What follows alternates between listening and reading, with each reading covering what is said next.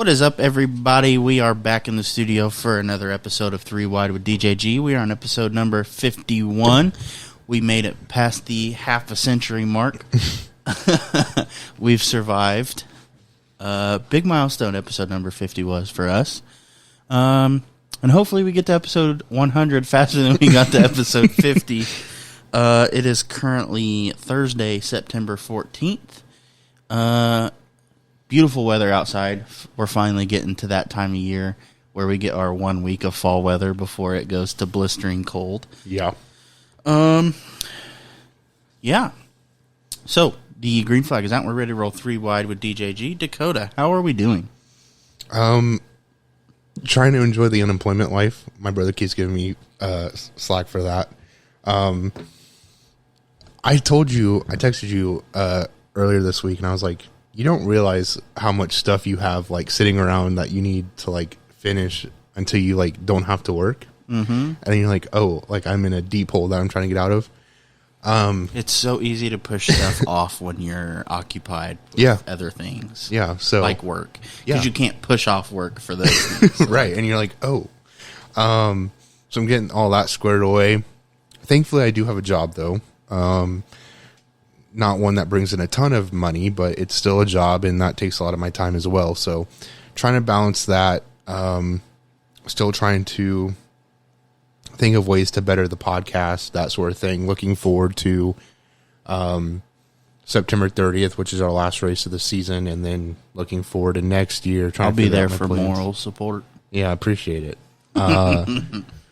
So trying to just finish out the rest of this year. Looking forward to next year. Getting a job lined up, hopefully soon. So that's what I've been focused on. That's what I've been doing. How have you been? I've been good. Just working. Other than that, well, last weekend was extremely busy. Mm-hmm. So Thursday night, Shalina and I went to the Wetzel concert, which the first opener and were really good, but the middle performer named Giovanni and the Hired Guns. I don't know what I listened to. I couldn't hear afterwards because so Shalina won tickets and we upgraded to right behind pit. It was $30 to upgrade. So we're like, okay. So get back late Thursday night, wake up Friday morning. We both took Friday off. I went golfing. Mm-hmm. Well, she went with me. She drove the golf cart. And I told her, I was like, I don't know how long it's going to take, so we're going to go early that way, because she was throwing a surprise birthday party for her friend after. And I was like, that way, I have enough time to do this, and then we can go get everything ready, yada, yada, yada. So we get there, 8 o'clock. Course opens at 8, so there's nobody there. I go out on the golf course. I shot 10 over. This is only the second time I've gone golfing this year. I shot 10 over, which I was very impressed with. Mm-hmm. I played slow. I didn't try to kill the ball. I just hit it. The ball went straight. Right. It went where I wanted it to go for the first time ever. The only thing that killed me was putting. But I played 18 holes in 2 hours and 6 minutes. It's not bad. It usually takes us, like, if I go with someone else, it takes 4 hours. Yeah. I played it in 2 hours and 6 minutes. So we got done very early with that. We went and decorated for the party, went back home, cooked all the food for the party, went back for the party, and then everybody started leaving, and so I went home around 9 to watch the World 100, and then Shalina and I ended up staying up till like 3 o'clock in the morning. Went to bed, woke up at, I don't even know, like 8 the next morning. Got ready, went to my brother's soccer game. Went home for like an hour. Well, I took my car through the car wash, went home was home for maybe an hour. I had to go to Fisher's while Shalina had to go to her cousin's wedding. I went to Topgolf for my cousin's birthday. Was there for a while, drove from Fisher's to Cambridge City for the reception. We were there.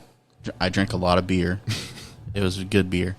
Got home from that, stayed up even longer, and so it was past midnight when I went to bed. Saturday night.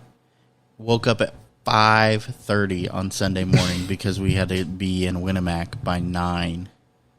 And it's like a 2.5-hour drive. Right. So, I got up, got in the shower, and we left at like 6:15 or something like that. Got home at like 6:30, and I laid down on the couch, watched the rest of the race, started watching Monday Night Football, and the Cowboys were blowing the Giants out of the water. I went and laid down in bed, and as soon as my head hit the pillow, I was out. Woke up and went to work the next morning. And that's all I've done this week is go to work. So, busy weekend ahead as well. I got a wedding in Brown County. Going back to Winnemac on Sunday, I believe. So, I think after this weekend, everything kind of calms down a little bit. Thank God. Right. But, yeah, work's been work. I got 3 projects I'm working on at the moment. One of them will be basically off my plate tomorrow, which means I really start the other 2 tomorrow. Right. But no, everything seems to be going pretty well. Nothing new. Besides the story I told you about the dude that was offended by my tattoos on my arm for whatever reason. Shout out that guy. I would have went to jail for assault. Like I said, I texted Ian and I was like, I wish I was like you because I didn't say anything. I didn't say anything back. He didn't say anything directly to me either. He said it to the cashier right as I was walking out. And I was like, man, I wish I would have turned around and said something, but I didn't. So, yeah, I guess I'll let you kick off the opening of our show. I'm always the one to break the bad news. No, I'll do it, but it's just... So we have more bad news. We have suffered another loss in the racing community. This time it is one of our track promoters, Dave Duncan. If you know, he's been sick for a while with cancer. He sadly passed away. What was it, last weekend? Saturday morning, I believe. Yeah. Tough. I can't really say anything. I didn't know Dave that well. I didn't know him that well either. Like, I think the handful of times I talked to him maybe twice in my life, but it still sucks to see because he was very passionate about racing. He was a race car driver himself, and then he took on the promotional side of Mount Lawn, which I am very, very, very grateful for. Yeah, I mean, he did a lot of great things for Mount Lawn, so his presence will absolutely be missed. And as tough as it is, when we made our post on the team page, I said his legacy will live on, and I really do believe that. I mean, just the little stuff that he did around the track will just be a reminder of his presence and whatnot. But regardless, it's a tough loss when anyone passes away. But so our thoughts and prayers are with his family and friends. I know a lot of people, are obviously hurt by this loss, and it's just tough. So, just lots of thoughts and prayers to his family and his friends that are dealing with that. Absolutely. I agree with everything that you just said. I 100% stand behind the fact that his legacy will not be forgotten. And there will always be reminders at the track of Dave Duncan. So, moving on from some sad news, we have IndyCar updates. I believe their season is complete. Yeah, I believe so. I believe their season is complete, and at the conclusion of their season, Alex Palou scores the 2023 championship. I did not watch the last race, but I heard it was kind of a shit show. That's what I heard. I didn't watch it either, but I did see video on TikTok and Twitter. Yeah. So, you can talk all you want about the driving circle guys and how much they tear stuff up, but it happens everywhere. Yeah. I did think it was impressive, though, that if I'm correct, I think Alex Palou actually clinched the championship. And I think there was a race or two still left. I know it was before the last race. Really? Yeah. So I did not know that. So I thought that was impressive. It's kind of like F1, like Max Verstappen. Yeah, I always had that R. He finally won his 10th race in a row, I believe it was. and they still have like several races to go. So it's just crazy to see the domination from, one or two drivers in these series. I'm glad NASCAR is not like that. I know there was a time where it has been, yeah, but it's not now. But yeah, congratulations to Alex. Congratulations to Max. But yeah. So, I know I sent the text, I believe, to you and AJ about the Formula One race in Las Vegas. Yeah. And there were standing room only tickets being sold for what was it? I think it was $500,000. I think it was $500,000. Yeah. And I was like, first off, you're stupid if you pay $500,000 to go stand and watch a race. Mm-hmm. You're stupid if you pay $500,000 to go anywhere to watch a race or do anything. For $500,000, go buy a damn race car. A race team. There was an ARCA driver, I won't say who, but he or his team made a tweet saying, if you're willing to pay that much money, come sponsor my car for a whole year, right? And get pit access and all this other stuff.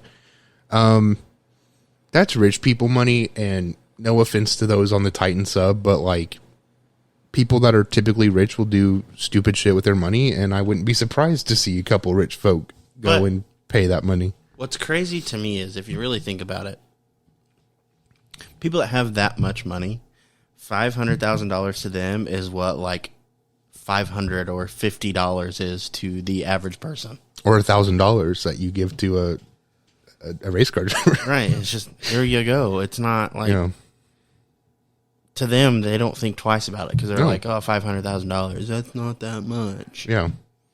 Yeah, it's crazy. I am curious because I haven't seen much info on like the television, like if it's going to be televised or how that's going to work. I can't if they're charging that much money for standing room only tickets. I can't imagine that they'll televise it live anyway.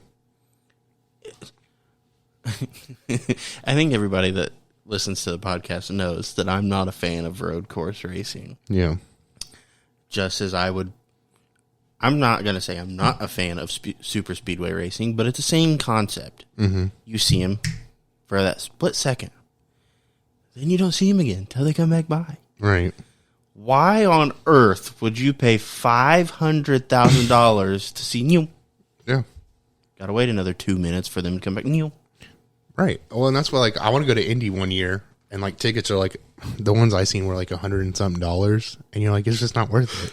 No. I mean, that's completely different though, because like I wouldn't mind spending $100 for a ticket just to go to one time and say I've been, but I'm sure as hell not spending $500,000 to do it.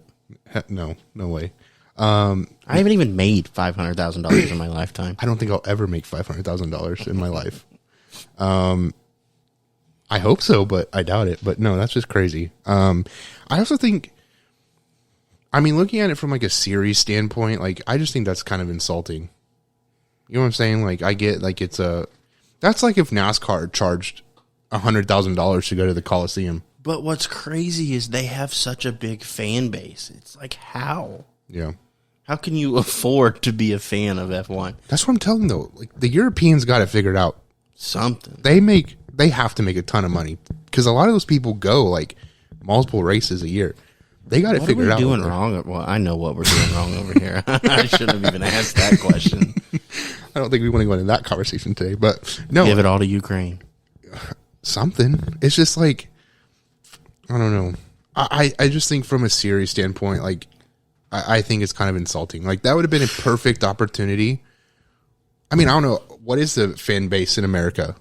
I would assume it's relatively small compared to like, all the other countries. So, like, why not sell some super cheap tickets to give people who, okay, how many F1 races are there in the U.S.? Exactly. Right. So it's like, I understand they travel country to country to country for their races. So maybe it's not as different as we think it is, right? So like, I suppose. So like, why wouldn't they have cheap tickets everywhere else for the average person to be able to go enjoy the race? So maybe it's not as different. I don't know what I mean? Next episode, I will do some research and see how much tickets typically are everywhere else. because Well, I know why. I don't know if it's like this everywhere else, but like the Las Vegas race, it's Las Vegas. It's going through the streets of Las Vegas. So what it is these massive buildings that are on the racetrack are using this as an opportunity to sell their space. But didn't they have to pay the the series a certain amount to I'm sure they did. I don't know. It's just crazy. I think that, I mean, what's the point of this race, right? Is it to bring in American interest? I'd rather watch it on TV anyway. Fair, but I'm just saying, like, if that's what you're trying to do, like, why would you basically annihilate it to where the average American couldn't go? You know what I'm saying? Like, it's like NASCAR. It's like going to LA. Like, I think it's a waste of time, but they're not charging $30,000 to go get a ticket in the stadium. No, and still nobody's going. No, I was like, it's a waste of time. But anyway, we could touch base on that topic another time. But some Darlington post race. To be honest, I didn't watch these last two races, so I don't have a lot of insight or feedback. But I just wanted to go through the top 10. So in the Xfinity Series, Danny Hamlin ended up winning that race, followed by Austin Hill, John Hunter Nemechek, Cole Custer, Josh Berry, Riley Herbst, Justin Allgaier, Sheldon Creed, Kyle Busch, and Daniel Hemrick rounded out the top 10. Over in the Cup Series, Kyle Larson, Tyler Reddick, Chris Buescher, William Byron, Ross Chastain, Brad Keselowski, Bubba Wallace, Chase Elliott, Ryan Blaney, and Eric Jones rounded out the top 10. This is controversial, but I don't care for Darlington as much as other tracks. I think it's a cool track, but like I just don't. I love it simply for the fact that, like, I watched part of it, and Shalina was sitting there with me, and I said, look how close Kyle Larson gets to the wall. Yeah. And it's just like, it blows my mind how some of these guys get so close to the wall but don't quite touch it. I was like, there's no way. Yeah. I mean, I like it in the fact that it's historical and it's a big part of NASCAR history, and some of the racing is good. I just don't know. I don't get the hype around it. I'm ready for racing this weekend, though. We'll get to that in a second. But. Yeah. Do you want me to take Kansas or do you want it? I'll cover it. Okay. So Kansas post-race results in the Truck Series. The top 10, Christian Eckes, Taylor Gray, Matty D, Corey Heim, Zane Smith, Carson Hocevar, Stuart Friesen, Nick Sanchez, Tyler Ankrum, and Jake Drew. In the Xfinity Series, John Hunter Nemechek, Brandon Jones, Sheldon Creed, Parker Kligerman, Austin Hill, Josh Berry, Brett Moffitt, Derek Kraus, Joe Graff Jr., and Kaz Gralla. Real quick, did Jennifer Jo Cobb run last weekend? I don't recall, but I do remember seeing something on social media that she was going to run at some point. So I wasn't sure if that was last weekend or not. Anyway, not important. I just I forgot about her. I think a lot of people did. Yeah. Tyler Reddick in the Cup Series pulled off the win, followed by Denny Hamlin, Eric Jones, Kyle Larson, Joey Logano, Chase Elliott, Kyle Busch, Christopher Bell, Brad Keselowski, and Alex Bowman. So I didn't watch all of the Cup race, mainly because I was watching the Colts game in the car ride home. I got home in time to watch the last, 60 laps of the Cup race. It was good. It was a lot better that they got the caution at the end when they did. Yeah. I know that when I first started watching, Bubba Wallace was having a pretty solid run. He was running second at the time, ended up getting into the wall, cutting a tire or something. There were several tire issues, if I recall. Yeah. And it wasn't just in NASCAR. I'll transition to the dirt world here for a second. Drivers at the World 100 at Eldora. Lots of drivers complaining about tires. Yeah. I mean, you just dive into the corner and you have a right rear, right front go down, and there's nothing you can do at that point. So, don't know what's going on there. Yeah, I thought it was interesting because in the Cup Series, I think it was less than 10 laps in, Martin Truex Jr. cut a tire and ended his day. That was lap 3. Yeah. And there's some issues with that because I believe he just wanted to tow to his pit box, and they took him to the garage. Yeah, yeah. So ended his day very early. I do know they said they found a puncture in his tire, so he must have ran something over. But you mentioned Bubba. There was a couple other drivers who lost right rears, and I thought that was pretty interesting. In the dirt world, though, I didn't get to watch World 100. I really wanted to, but I did hear the tire issues, and I think somebody took to Twitter and had said something about how it's kind of ridiculous and how Hoosier would come back and try to blame the teams or whatever. So a lot of frustration there as well with tires. It's just like tires aren't cheap. So if teams are paying all this money just to be able to race, like pay money for tires, and the tires aren't lasting but 10 laps, it's just like, why waste the money on them? When it was like the height of COVID, tires weren't even cured, and they were selling them as if, they were like, I don't know if they were like, oh, it's okay to race or not, but I know a lot of asphalt drivers were not happy with that either. So to that I say, I hope they figure their stuff out, but I don't know much about, the process of creating tires and curing them and whatever. I mean, I understand, I guess, where maybe Hoosier's coming from, but I don't think they can just place all the blame on the teams. Like, okay, so especially in dirt race, I mean, I know it's the same in asphalt racing and stuff like that, but the track's never the same. It's constantly changing. Moisture affects dirt tracks in like a super great amount.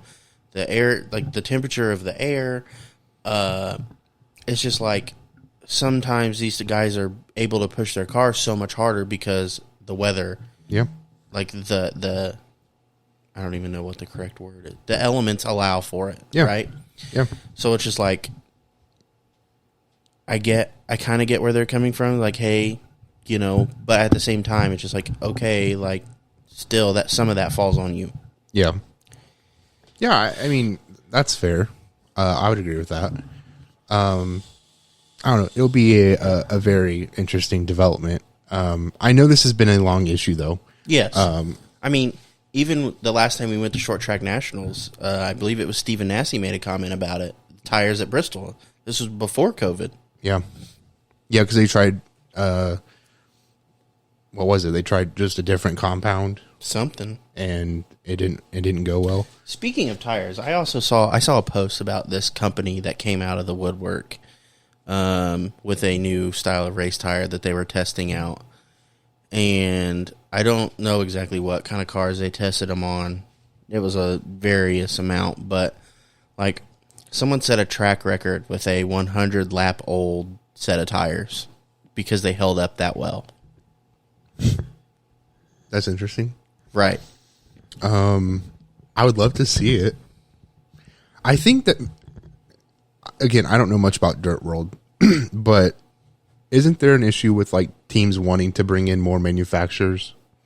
I would assume so. And but Hoosier runs the... Yeah. It's a monopoly, basically. They're trying to be a monopoly. I'm pretty sure it's the same thing with asphalt, too, though. Yeah. Where these teams have to run Hoosiers. Because you have Hoosiers, you have, like, what, track racers? Is that what they're called? I know there's American Tire. American Racer, that's what it is. Yeah. And then, so, like, you have the Goodyear that they run in NASCAR. Mm-hmm. I mean, there's a lot of different brands. But I think someone's got to figure something out. Yeah. And if that tire test that I was reading about is as good as it is, I think that very quickly that will take off. Yeah. Because I think Bradley was talking about it on Facebook, and he's like, we need to like make at least run these on the right sides for Crown Vics or something, and they'll be zooming. It'd be more affordable because, you know, guys aren't showing up to the racetrack every week with a brand new set of tires because you don't need to. Right. Especially if you can get 100 laps out of them. I mean, here we run, 30? So you get 3 or 4 races out of them. I mean, you'll get more than that because if they're supposedly still setting a track record on 100 lap used tires, I'll be able to run a whole season on one set of right sides and they'll be like brand new. That's fair. Yeah. That'll be interesting to see. I might have to look into that because I have not seen that. Now, obviously, the condition of the track and all that stuff plays into that. I don't think the same set of tires are going to last you. You're not going to go out and set a track record on 100-lap used tires at Mount Lawn just because the track is kind of brutal. Yeah. It's bumpy. It's rough. If you go to a track like, say, Martinsville, where it's as far as I'm concerned, it's relatively smooth, and you could probably do it. We should. This is off topic. We should organize a race at Martinsville for Crown Vics. I'd love to. I don't think it's been done yet. I'm sure it hasn't, but it needs to. We should work on that. That would be awful. Why is that? Well, for one, I hate Martinsville. I like Martinsville. Yeah. I hate driving Martinsville on iRacing. Yeah. Yeah, I have a weird thing with iRacing, though. It's like, yeah, it's somewhat realistic, but like I think it translates more than you think. I feel like it does because I hopped in and I was like, but I feel like I do better in a real car than I do on iRacing. I bet you'd probably do a lot better on iRacing if you had a rig that was set up to where you could feel everything. Because in your car, you're sitting in the seat, right? So you feel everything in the car. Whereas whenever we race here, all we have is the feedback in the steering wheel. Yeah. So you're trying to learn how to drive a car based off of what you feel through the wheel, not through what you feel out of the seat. That's fair. Totally different. I probably run just as fast as though. Slow. Moving on, we got some racing at Bristol this weekend. So tonight the It's Bristol, baby. God, that was so annoying. Racing at Bristol this weekend. Really wanted to go. The goal is to go next year. But we got ARCA and trucks racing tonight. And then tomorrow on Friday, we got Xfinity hitting the track. And then Saturday is the Bristol night race. That's also the elimination race from the round of 16. So we'll see 4 drivers exit the playoffs this year. Don't let the door hit you on the way out. Right. So quickly looking over playoff standings, Kyle Larson, Tyler Reddick both locked into the round of 12 with a win. Denny Hamlin, William Byron, Brad Keselowski, Ryan Blaney, Kyle Busch, Ross Chastain, Chris Buescher, Christopher Bell, Joey Logano, and Kevin Harvick find themselves above the bubble. Kevin Harvick just 7 points above. Martin Truex finds himself 7 points below, followed by Bubba Wallace, 19 points below. Ricky Stenhouse Jr., 22 points below, and Michael McDowell, 40 points below. Any thoughts on who we might see eliminated? I'm going to save that for a segment question. Okay. So, no comment at the moment. Okay, fair enough. Well, I have nothing else to add to the first half of the show, so we can get into our green flag, red flag segment. The first topic we wanted to talk about was the Chase Elliott versus Kyle Larson run-in on pit road in the closing laps of the race. I have a couple clips. So I believe we'll start with Chase Elliott. This is race day. This is following the race. This is what Chase Elliott had to say about that. Your phone and look like you were having some. I couldn't tell what you were doing under caution there with Kyle, but what was the message you were trying to send? Oh, there was no message. There's no message. You didn't have a problem with him? No. Okay. No. Yeah. All right. I love Clyde. He's got a weird attitude. And then this is Kyle Larson being asked a similar question. Trying to send you a message there after the pit stops or anything, and do you know what the issue was, if there was one? Yeah, so we were 3 wide. I think it was, I left my pit stall. Chase was in the middle lane.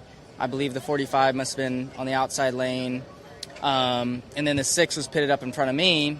And I was just trying to leave as much space as I could, and had to avoid the 6 and got into Chase a little bit there. So, no damage was done, I don't believe. But, I'm sure he was upset at me in the moment. I haven't seen the replay either, but I would imagine after we both see the replay, we'll have a little bit better understanding of what actually happened. So if I did do something wrong and if I could have left more space, I would have. But in the moment, I just didn't think I had much space to give without clobbering the 6, who was, going slower than we were on pit road. And then Chase was asked, I won't play it because it's kind of long, but Chase was asked on SiriusXM basically the same question, and he was like, we're good, we can talk, we're adults, and unfortunately for all you guys, there's no drama. Right.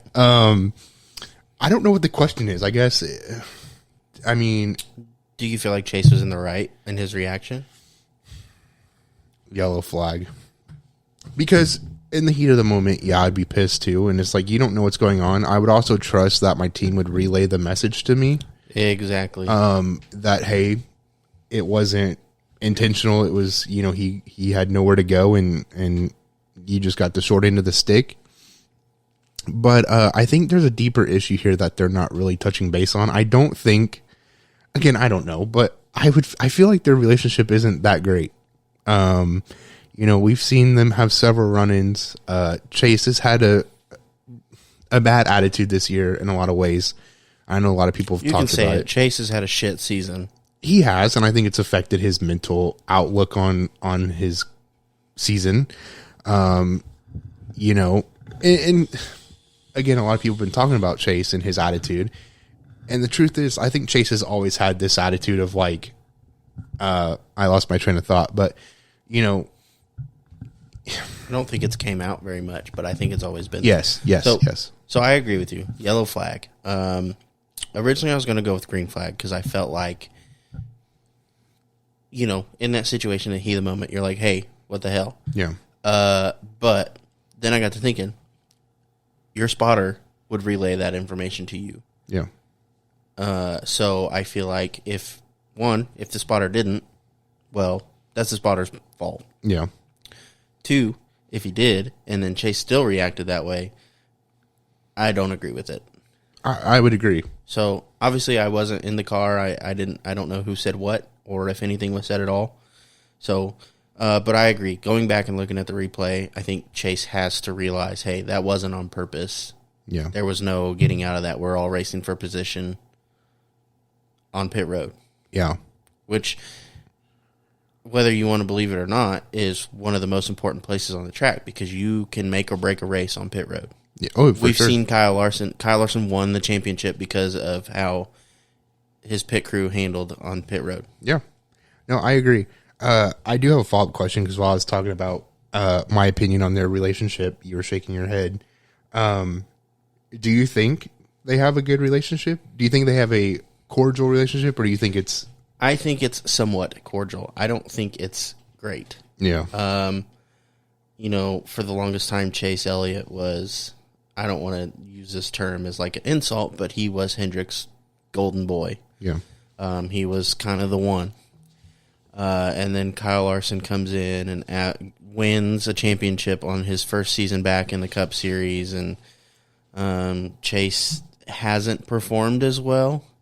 So I think some of that is, I think that's getting to him a little bit. Yeah. I also think that maybe this just wasn't his season. Everybody has ups and downs. Yeah. Obviously, with the broken leg or whatever, set him back a little bit.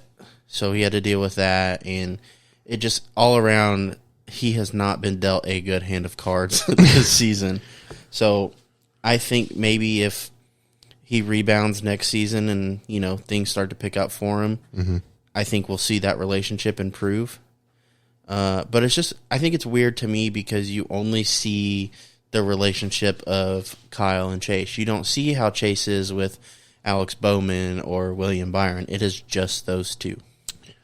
So then let me follow up, because I have 2 follow-ups to this, actually. One, do you think that in this scenario, Kyle Larson's now the dominant driver at HMS?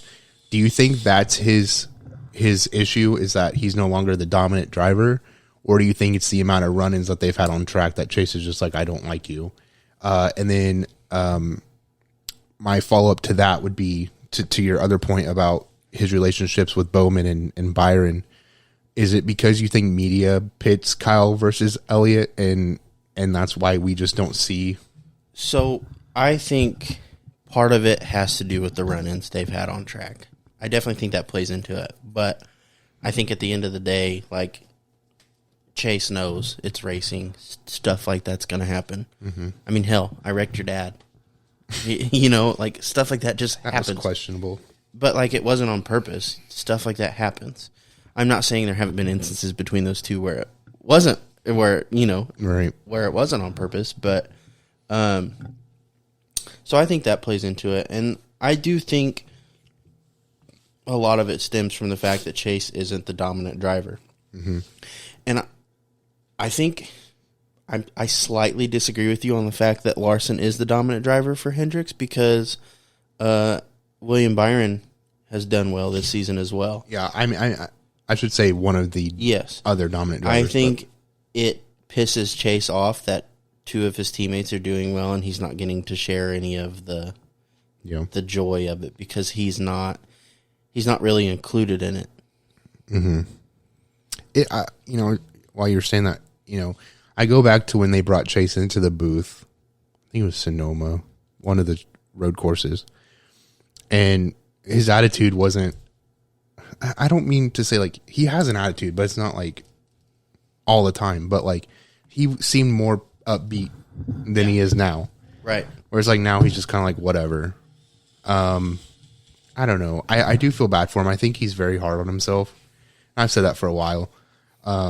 I just hope that he's able to have a rebound. I mean, it's the first time that he hasn't made the playoffs since his Cup rookie season. I don't know if I answered this or not, but I do think the media does it. Yeah, I it doesn't think help. because of the drama on track, they've kind of been like, "Oh, teammates, here, let's focus on that." Yeah. I just lost my train of thought. There was something I was going to say that I think made sense, but sorry. No, you're okay. It wasn't your fault. I will say though, I've seen some people say, I don't see Elliott being in the sport long, and I hope that's not true, but I can kind of see it where he's just like, I need to step away. I think a lot of people though are kind of feeling that way because of the new car. A lot of people just don't like it. Mm-hmm. Yeah, I mean, which I would not be a fan of it either if I was racing it, but no, I think that's all I have to add for that. It's just I hope he does get a rebound season, but I don't know. All right, I agree with you. Yeah. So regarding the playoff standings, my green flag, red flag, my first one is Kevin Harvick advances. I'm throwing the red flag. So you're saying you don't think he will advance? Nope. I don't think he will. I'm going to throw the caution. Bristol, I would say, is unpredictable in its own way. Not so much like Daytona or Talladega. But also, like Kevin Harvick's been good at Bristol. So I think there's quite a possibility that he advances. But I don't know. People could get wrecked out. And it's kind of like, what was it, Kansas or Darlington, where they were talking about, somebody wrecked out early. I think it might have even been Kansas. I think it was Martin Truex they were talking about, where it was like he wrecked out early, and they're like, well, this hurt his playoff standings, whatever. But other drivers had issues as well. So I wouldn't make bets on who I think is going to advance this round. I think it's hard to tell. I don't think Harvick does. I don't think Bubba does. I think that one of the top 12 is going to win the race, and I think Truex is going to have a good finish and pass Harvick on the point standings and take that last spot. I think that's a fair assessment. I certainly don't think McDowell, Stenhouse, or Wallace will advance. Now they may shock us. For sure. That's what I'm saying. It's like I wouldn't bet on this race. I won't bet on racing at all. I won't do it. I've explained because Ian's really big into sports betting. He's really good at it. And he, when NASCAR starts, he's like, who are you betting on? I'm like, I won't bet on NASCAR because, like, when you are betting for, like, football or basketball, you're putting one team up against another. When you're betting for NASCAR, it's one driver versus 35 other drivers. Like, right. It's such a huge toss-up that it's just not... It's too hard. Yeah. Well, yeah, and there's a podcast now, Dirty Mo Media, where who is it? Steve talks about the odds and that sort of thing. It's like I still wouldn't. Was it him that said that he thinks play calls in NASCAR are the stupidest thing he's ever heard of? What is it? play calls. So like whenever like a caution comes out, a late race caution, and then they come over the radio, they're like torpedo. He's like, it was one of their podcasts where he was like, that is the dumbest thing I've ever heard. Like, just pit. Oh, they don't like the code word stuff. Yes. Yeah. I think I did see something about that. I don't really have an opinion on it. I think it's a good strategy. I guess, but it's just like, I wouldn't remember what any of it means, but at the same time, like, it's like either you're getting 4 tires and fuel, 2 tires and fuel. You know what I mean? Like, I would agree. I think that's where the strategy plays in the most is what are you going to do on pit road? I don't think you pitting or not pitting is going to make or break much in that situation where it's like a caution. I think you have a rough idea of who's going to pit and who's not. I don't think you need to. Right. It's one of those, especially late race. It's like if the leader goes, I'm going with you. Yeah. Unless you need a Hail Mary, then you're going to stay out on 10, 20 lap older tires. Because McDowell did that at, was it, Darlington? I want to see that strategy pay off for someone so bad where the entire field's a lap down and they get the caution and they pit and they have the entire field a lap down. I want to see that pay off for someone so bad. It would be astonishing, I think. I would be flabbergasted, to say the least. Like, I don't even know how I would react. Yeah, I don't know. Yeah, I don't know. It's in my opinion, it's a toss-up of who advances. I think it's not safe to say, but I would certainly say right now, I don't think Wallace, Stenhouse, or McDowell advance. I think everybody else is kind of a toss-up. I definitely don't see anybody above the cutoff line. I don't know, though. One bad race, it might hurt you that much. I don't know. It'll be interesting to see. I'm excited. There's a lot of guys that could very well lose it if they have trouble early. Yeah. Like, there's not a whole lot separating any of them. Yeah. They're all, like, from 12th to 3rd is 40 points. Yeah. Almost 50 points. Yeah. Like, obviously, I think if Denny wrecks or whatever early, he's fine. Yeah. But, like, you get anybody below him, it'll be close. Thoughts on Bristol being a cutoff race? Love it. Yeah. I think all cutoff races should be short tracks. Bristol, Martinsville. I think they should make Wilkesboro a cutoff race. All short tracks. All cutoff races should be short tracks. Yeah. I would say super speedways, but that gets too dangerous. I think the fact that Daytona's a final race before the playoffs is dangerous. Yeah.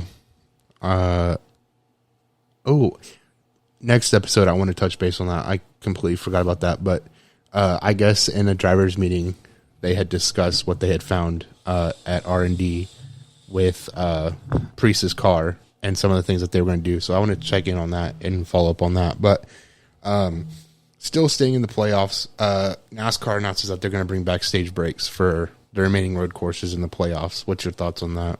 I like that. Mm-hmm. I think because of the way road courses are set up, they tend to get strung out, and the guy in 10th is 34 seconds behind the leader, and it's just like, okay, I want to get him bunched back up. However, they're taking measures to, like they did at Indy, where they moved the start zone back to hopefully allow people to get a little more organized before entering turn 1, which they're doing at Charlotte. They're moving the restart zone into the chicane. From a fan's perspective, I hate it. Yeah. From a logical NASCAR standpoint, it makes sense. I'm gonna have to disagree on that because the reason I saw NASCAR was bringing the stage breaks back was to to basically officiate the races how they've always been, equally in the playoffs. So I guess that makes some sense that they changed it with Indy, but I'm also like... But how does bringing stage breaks back change how they officiate it? They still awarded stage points. They just didn't stop the race. Because I think... I don't know. Because all the other tracks have stage breaks, so it's like, why would we not have stage breaks for this race? I think the deeper issue is NASCAR doesn't like the fact that it goes green. Yeah. I'll agree with that. I think that's why they brought it back under the idea that, well, have stage breaks everywhere else, so why not have them here? So I guess I do see, like, if they did move the starting line, or the starting line at Indy, they would do it here, but I do hate that. Only because the first turn is a very sharp turn. I think if it was just like whatever, they just want to give the drivers more time to sort out. That way you don't have guys 8 wide diving into turn 1 at Indy. but it's so much fun. It is so much fun. And these are the best drivers in the world, right? So they can figure it out. So green flag, red flag on stage breaks. I'll go green flag. Yeah, I agree.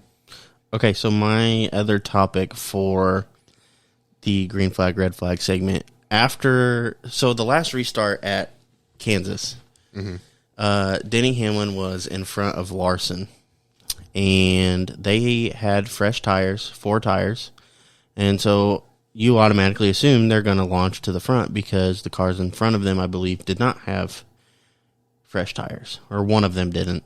Mm-hmm. Someone was on older tires, like 20, 30 lap older tires. Right. And they were starting like directly behind him, so they were talking about it. They're probably going to surge to the outside, go around him, and there you go. Well, Denny got a horrible start, which held up Larson. He got a terrible start and then threw a wild block at Kyle Larson trying to go around the outside.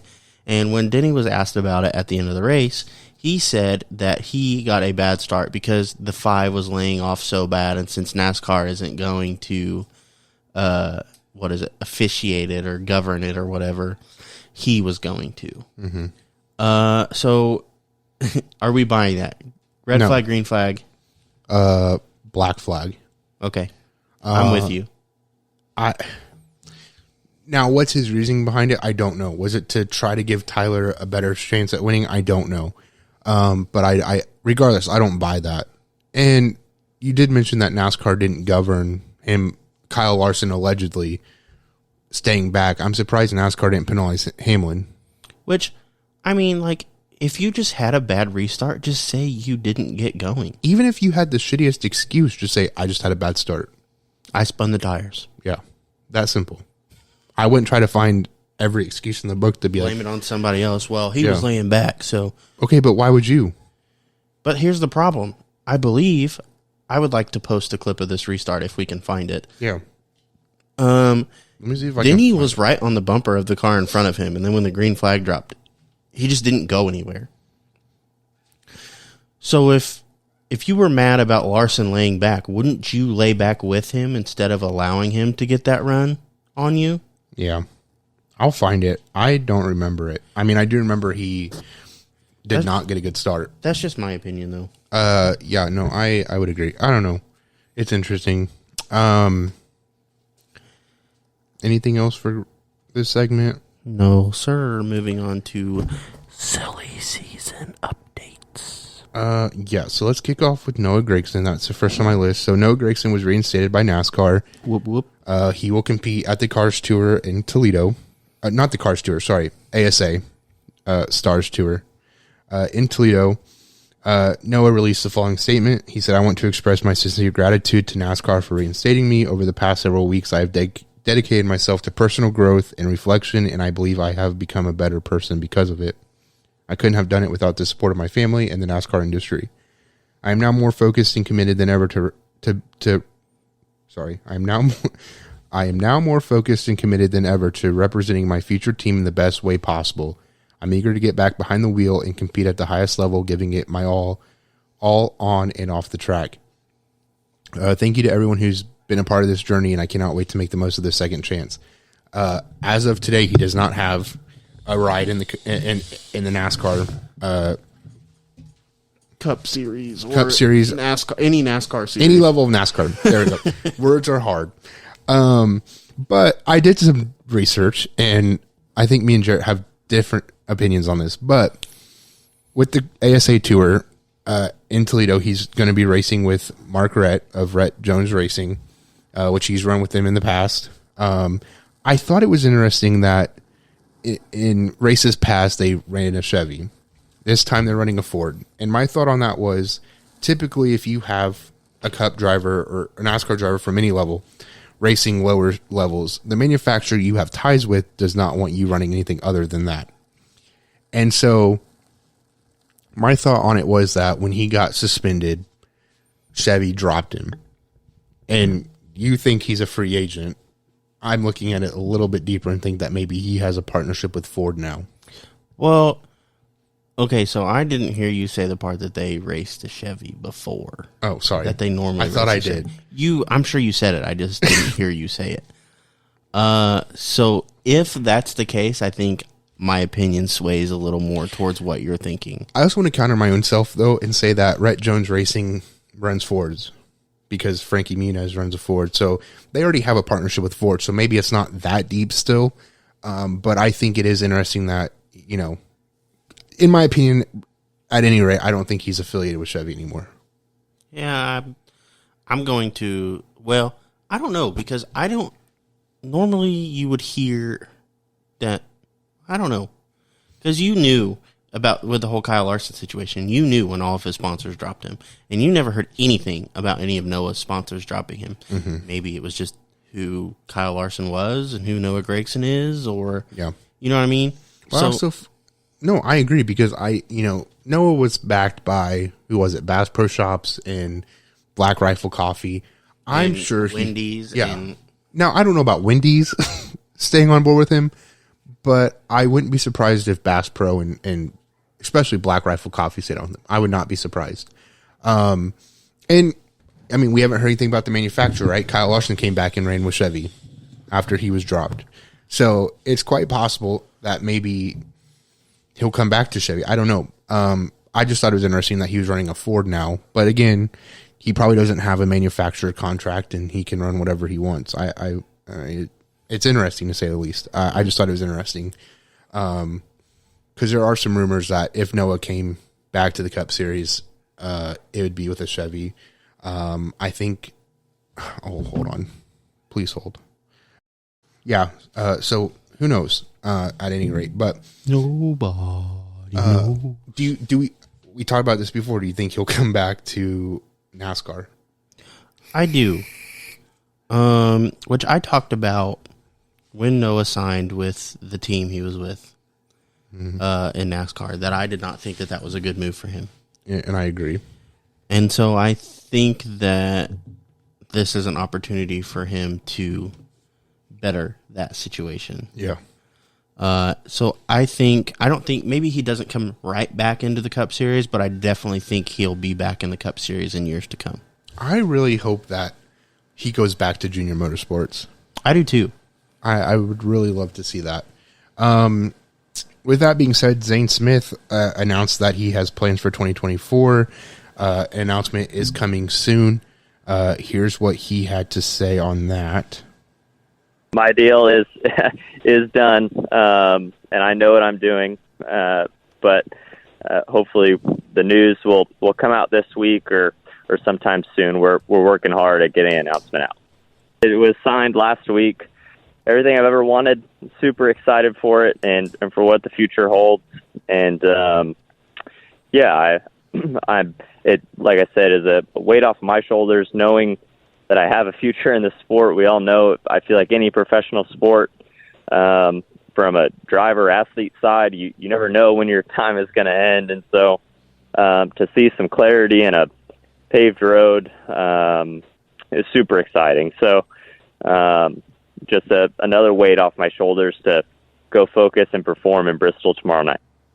So that's all he said on that. We'll get into some theories in a little bit here. Let me see. I'll play this one next. This is courtesy of, who is it? Break Hard on TikTok. He released this video yesterday.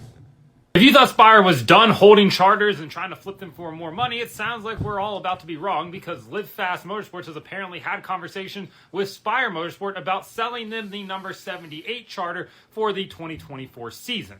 So what does this mean going forward? Well, Adam Stern kind of lays out one of the possibilities right here, and that's the fact that Spire could lease that charter, the number 78 charter that is, to Trackhouse for 2024, and that could be the landing spot for Zane Smith.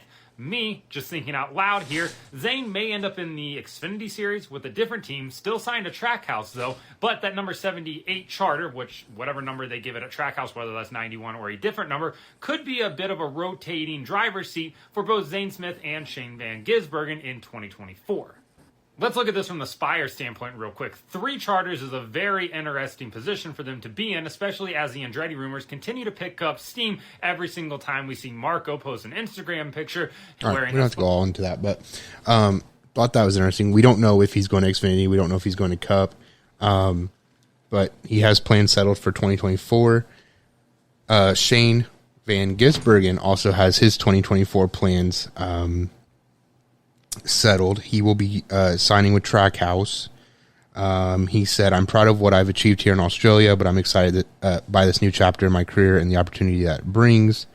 Justin Marks, Trackhouse owner, said, "This is going to be a tremendous challenge for Shane, but he is a tremendous driver, as we have all seen. Next year will be about getting him acclimated to oval track racing, super speedways, 1.5 mile tracks, and everything that he has never experienced." What I thought was interesting was Bob Pockrass tweeted and said that SVG will run select races in NASCAR's Cup, Xfinity, and Craftsman Truck Series, plus some late model and other races in 2024. Love it. Very exciting for him. Love to see what he's able to do with that. He's going to come over here and whoop everybody's ass. That's what he's going to do. I think I'm most excited to see him run some late model races. Maybe I think they'll get him to Winchester. Snowball Derby's definitely got to be a late model race that he's going to run in. If he went to Winchester, I would be shocked. I'm going to assume that that's not a race he'll run, but I think Snowball Derby is up for there. sure. But that's just my opinion. Yeah. Anyway, love to see that. He did really well in the trucks at IRP, so I'm really looking forward to what he can do in all forms of oval racing. I definitely think he's going to open a lot of people's eyes. Yeah. And it might take a minute, but I think he's going to do maybe not phenomenal in his first couple years, but I think he's shown a lot of potential in the opportunities that he's got. So I would not be surprised if he was very dominant in these opportunities. The last silly season update, Colleague Racing is set to announce a driver this Friday. Daniel Hemrick is rumored to be joining their Cup lineup. The reason why he's being rumored is one of the reasons is because the picture of the handshake and the hairy arm, and everybody was like, someone do an analysis of all the hairy arm or whatever, something like that. They were like, there's like a freckle in the same spot. Yeah. It was, I don't know. It's undeniable though. I mean, the freckle is in the same spot, but, I thought that was very interesting. Could you imagine being like, this is a great idea. Nobody's going to know who we're talking about, who this picture is. And someone's like, oh, there's a freckle. Daniel Hemrick. Wasn't it Daniel Hemrick that they posted a picture of like the driver blacked out and they're like, that's Daniel? I think so. Yeah. So it's like, okay, good luck hiding that. Regardless, I'm excited to see who they announced. Now this moves into some possible openings next year, courtesy of what is it, J-Ski's Silly Season website. I did some digging there, and it looks like there's 7 possible openings next year. So starting out with the number 10 at Stewart-Haas Racing, I do know Eric Almirola signed a contract, what was it, last year when he announced he was going to retire and said, just kidding. He does have the option to return this year, but it's still up in the air. There's no official announcement. Zane Smith is a leading candidate if Eric does retire after this season. I'm not quite sure how I think on that. I think if Eric was going to retire, I think we would have heard that by now. But who knows? It could be a late decision. Rick Rare Racing, Justin Haley will join their lineup in 2024. Second driver to be determined. Colleagues number 16, AJ Allmendinger, may not return to Cup. Daniel Hemrick is rumored again to join their Cup lineup. Wood Brothers Racing 21, Harrison Burton may not be re-signed, but there are some rumors that he will return. If he does not return, driver to be determined. Matt DiBenedetto. You think? I think it'd be cool. Didn't he race with them once before? Yeah. He was the driver. Harrison took his seat. That's right. Possible. I I know Wood Brothers has been looking for some results from Harrison. I think it would be very unfair if they booted him after this season. I would like to see them give him at least one more year. Colleagues number 31, Justin Haley is not returning, as he will be going to Rick Ware Racing, which I'm still kind of shocked about. Chandler Smith is a possible replacement. I did say, though, that they could technically, if Chevy was okay with it, sign Noah Gragson and bring him back in the Cup Series. It's possible. Back to Rick Ware Racing, their number 51. Driver to be determined. It could be Zane Smith. And then lastly, Spire's number 77. Ty Dillon may not be re-signed. It looks like he may not be getting re-signed, and Carson Hocevar is a possible candidate to take that seat. Which is crazy because we've sat here and talked about how we thought, for sure Carson was moving up. Yeah. But then I heard Dale Earnhardt say something on a broadcast the other day that he was talking about Carson Hocevar and he might be a Cup driver next year. I was like, man. Yeah. And we do know that Spire and who was it? Was it Junior Motorsports had a alliance there? So yes. It's quite possible that, here's the thing I saw on social media was like people that are in racing like that, like in those levels of racing, whether it's media, team members, whatever, they have the most insight. They know what's going on. They're not allowed to talk about it. So they already know. So it's interesting. Also, speaking of, I almost forgot this. Couch Racer tweeted today and said one team in the Cup Series is making a lot of big-time moves. They'll have a 3-driver lineup and 3 prime-time spotters to go with it if all this holds together. Guesses. So that's another interesting aspect is somebody is going to get 3 charters. It could be Trackhouse, clearly, with Shane joining them. I don't think it's about them, though. I don't know who else it'd be about, but interesting nonetheless. I do know when Zane, I think it was Zane. It was about Zane Smith. Couch Racer said, well, he's not filtering any leaves. I don't think he's got a track at his house, and he's not doing any CNC work. So they were dropping hints about where he was going to go.